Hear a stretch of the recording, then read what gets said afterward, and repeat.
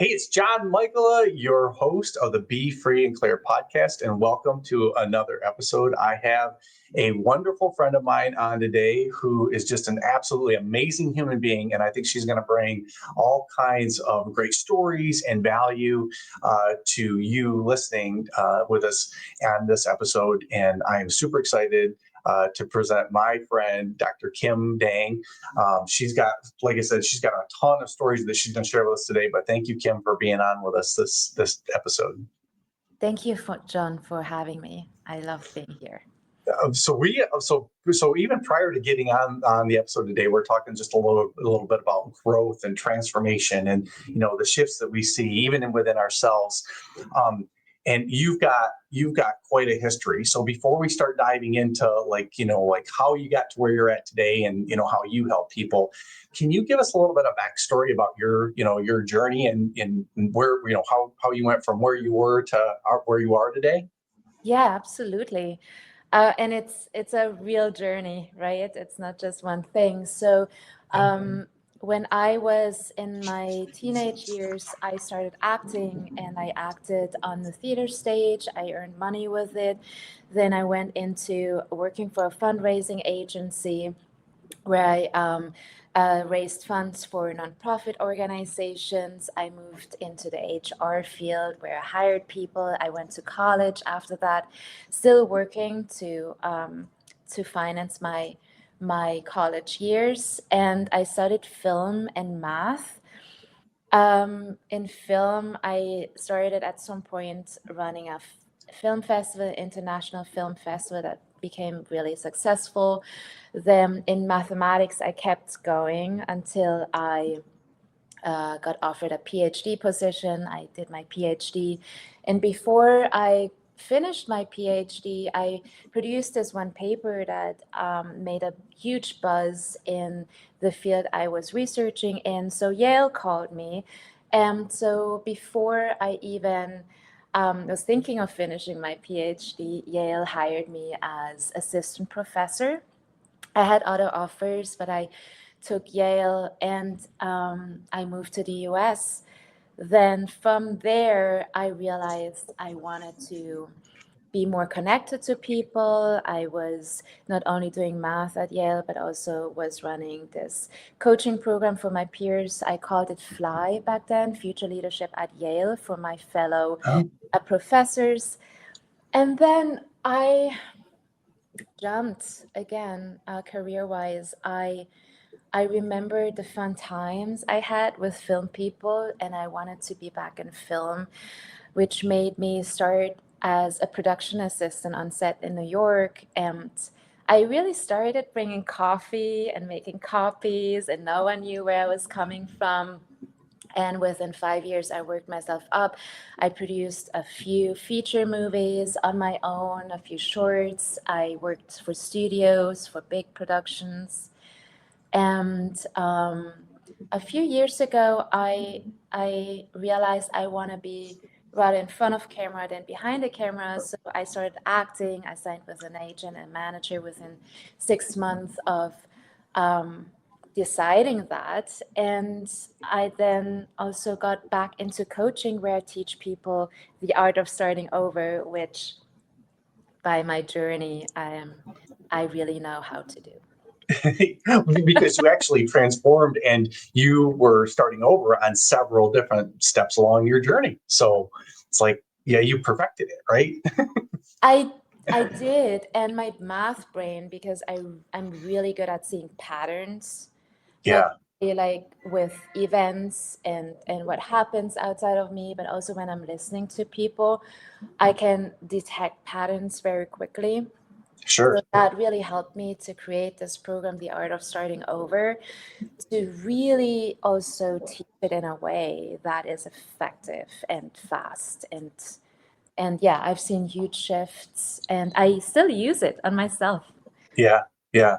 Well, it's funny because as you say, starting over, and then you've done it multiple times, and you sit here with us today, and and for those that are listening, can't see you, but if you're on our YouTube channel, you can see like just the sheer confidence that you bring to the screen and inside your voice. But but that confidence isn't always there for people as they go through these transitions. So as as you've gone through your own journey with starting over, how could you share when people experience the fear or the obstacles or the challenges that just surface, those limiting beliefs that we have inside of ourselves that prevent us from making those transitions or jumping an entire career like you just went through, shared with us several. Well, what are some of the things that maybe you've experienced yourself, and then how do you manage or even help your clients manage those emotions? Yeah, such a good question. Confidence is a huge topic, right? And confidence incorporates so many things. The way I teach confidence is really, how can you measure confidence, first of all? For me, confidence is measured by the level of relaxation.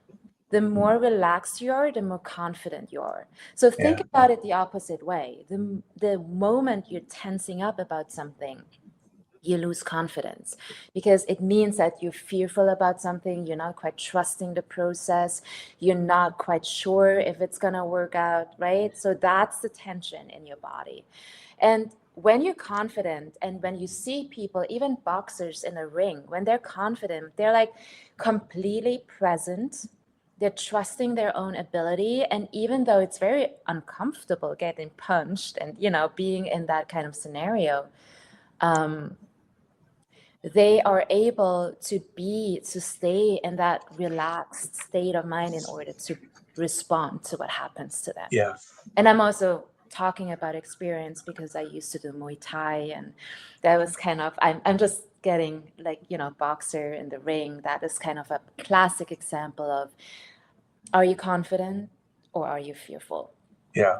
So the way I approach that topic when I teach it, it's obviously you start with where are you and what do you want, right?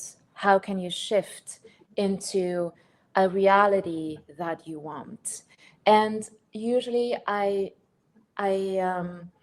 I give them some tools, but then the big shifts usually happens when I teach identity shifting. Yeah. So identity shifting is really not, you're not just fixing things outside of yourself, but you're really going to the core, and you're like, it's almost like instead of fixing up a house, you just move the house Yeah. to Okay. the house you want, to your dream house. So that is the identity shifting.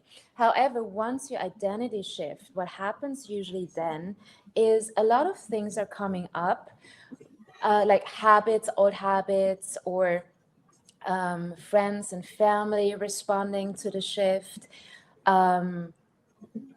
Things sometimes need to adjust, and it's not very comfortable for seeing the outside, just like getting messy in order to be able to adjust to the new you.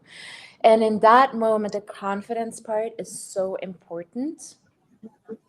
The confidence part is also not only what I said, a level of relaxation, but also a level of trust in the God of your own understanding or the universe. It's a level of detachment, of letting go, of surrender, and also holding steady. Holding Mhm. steady includes resilience. Can you hold steady? Keep the eye on a prize while things are shifting and moving and might look messy and not the way you want it right away.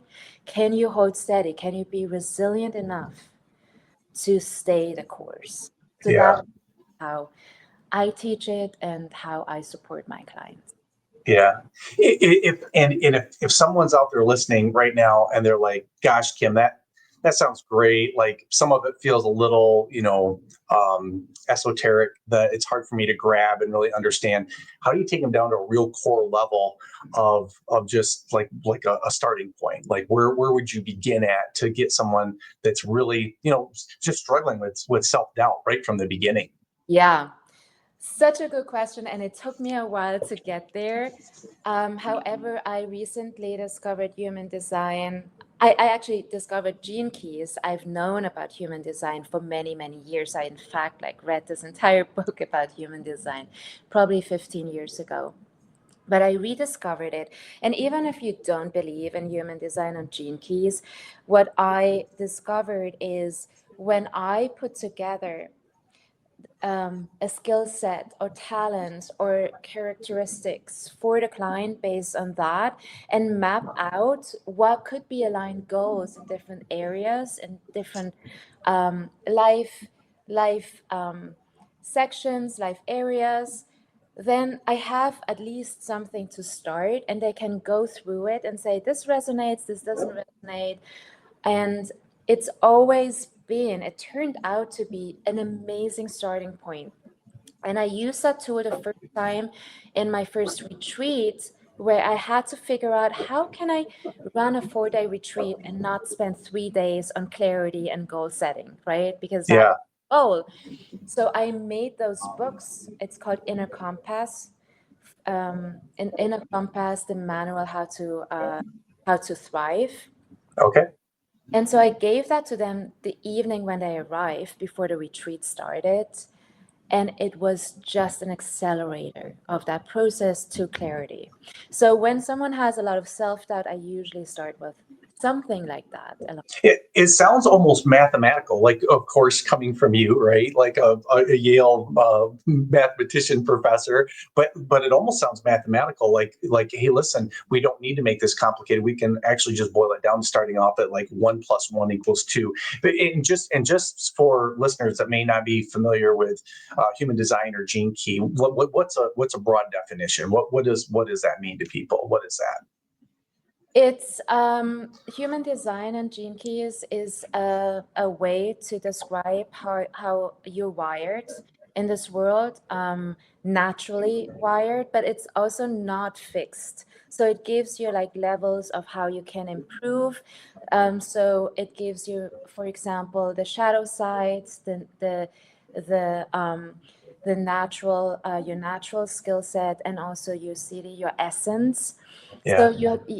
you see how you can move and evolve throughout your life, and it's based on your birth date, and also the planetary movements a couple of months before your birth date, because that's what in human design theory they say that when the consciousness drops into the body, so you have the subconscious program, you have the conscious program, and you have like the birth time. And that is where I start. And yes, it sounds maybe esoteric, right? But I found it's always so helpful if I tell someone, for example, you're a vegetarian, and Yeah. that person is like, no, absolutely not. It's an immediate response to what is on that paper, right? And I know, okay, they don't identify as vegetarian. So Yeah. that's a starting point. And human design is the same thing. What I realized though, that the older people are, the more it seems to really match, and it's just magic. And it's a real great starting point. Do you think that's as people grow older, they begin to, there's almost like a paradox to it, because we've talked about paradoxes before, right? Like as you get older, you get to a point where you start believing like, oh, I'm too old for this. I can't change. I'm too like the groove is cut too deep into the record. But then there's also another part, I think, of getting older where people begin to let go. Like I remember a long time ago, my mom, we used to say like, hey, once you get 50, the filter must come off because you don't care what people think anymore. You start becoming more in touch with, like who you are. But it's almost that paradox, right? Like if you believe who you are on this side where you can't learn, but you're open to it, it's like you've got to find that grace or that blend in between. Yeah, I think that could be a great explanation. I think what happens too is there's a greater awareness of who you are when you're older. Yeah. And also sometimes often even a fixation of this is who I am. Right? While when you're young, you're still looking, you're malleable, you're trying things out. You haven't settled a lot of I am statements yet. So can your work help younger people Yes, as well? in fact, I've coached. Currently, I'm coaching two people coming from from college directly, Okay. like Ivy Yeah. League colleges, right? So I have a lot of experience, and that's kind of also the connection, because having been professor at Yale, like both of my clients are from Yale, former students from Yale, and immediate results. It's just the when I say malleable with younger people, it's so astonishing. Not only do they pick it up quickly, but they integrate immediately, and then I see those shifts. So Yeah. one of my clients, he was so confused because it's also a lot of pressure coming from home. Like the parents have just spent so much money on a college tuition, especially Yale or Harvard or Penn University, or all these Ivy Leagues. It's a lot of money, and he just wanted to make sure that, loving his parents, that it wasn't in vain. And so coaching him to really listen to his own intuition was a huge shift. And then within 2 months, I'm not kidding, within 2 months, he wrote a play, because that was where his passion was, writing. He produced a play. It was premiering at a New York theater festival.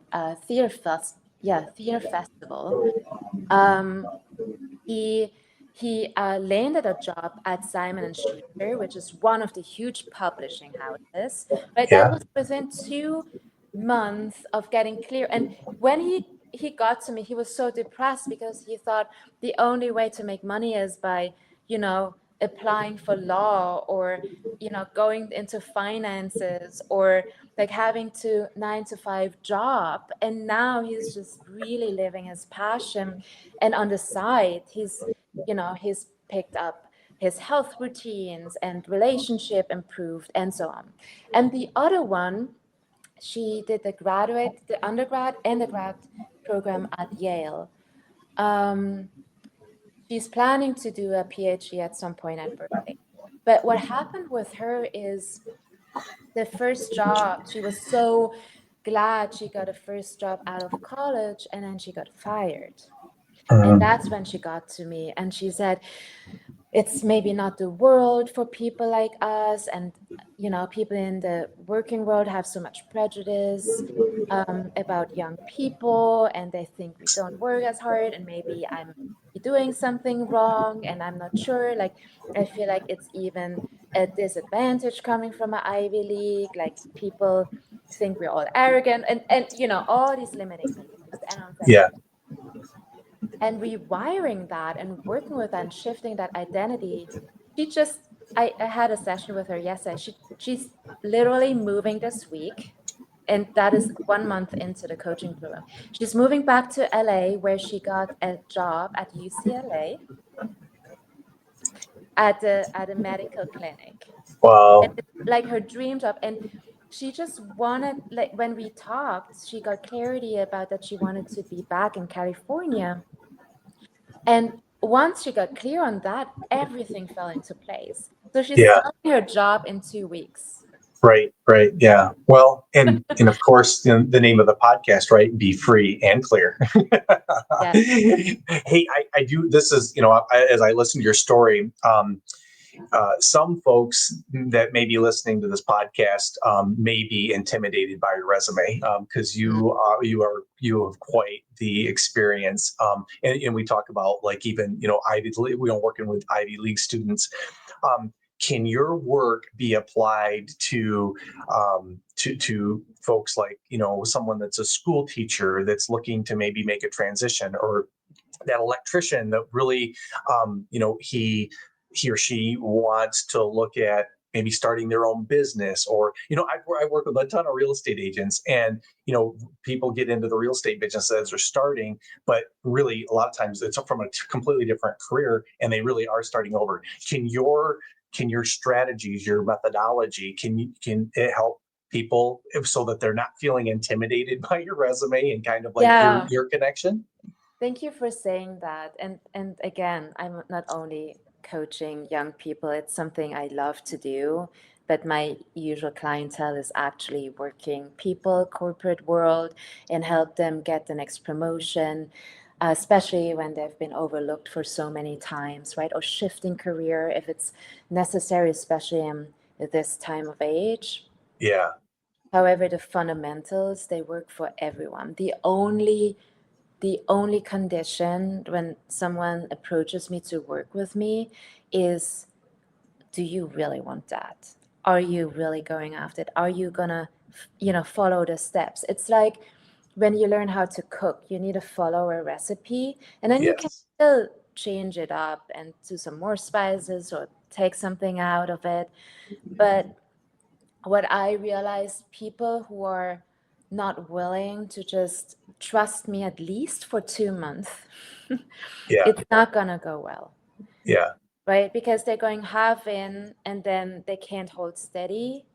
And Yep. and I can help them to hold steady, of course, but there needs to be a willingness. It's a co-creation, right? Yeah. Yep. I'm not carrying people, and I can't. In fact, everyone needs to decide on their own and walk that path with me, and I'm taking them by their hands and walk with them, but they still need to be willing to do that.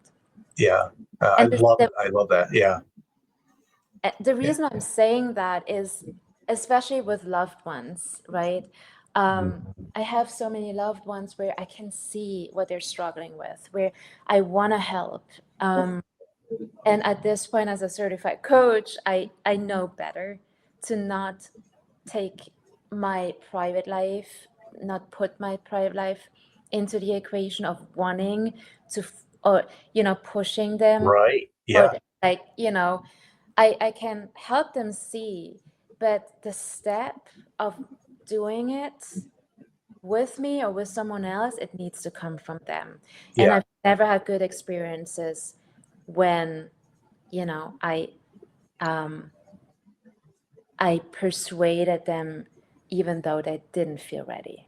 Yeah, I totally get that. As I've worked with people throughout my career, both in the mortgage banking and then more recently with Be Free and Clear, as people look at their transitions and what they want more more fulfillment out of their life. You're absolutely right. That willingness to look with inside and have them be who they want to become. That's what them is, and we can't want it enough for them, right? Like, and with loved ones, it's even harder. So I totally appreciate that. So, hey Kim, we're wrapping up. We're getting close to the end for wrapping up, and as we get ready to say goodbye, at least for now, because I can't wait to see you again soon. But what would be a word of wisdom? Maybe a little hidden secret that you have that you'd love to share with people regarding their thoughts if they're looking to start over. Oh, wow. Big question. Um, I can I wrap it into a story maybe? Yeah, absolutely. Of course. So,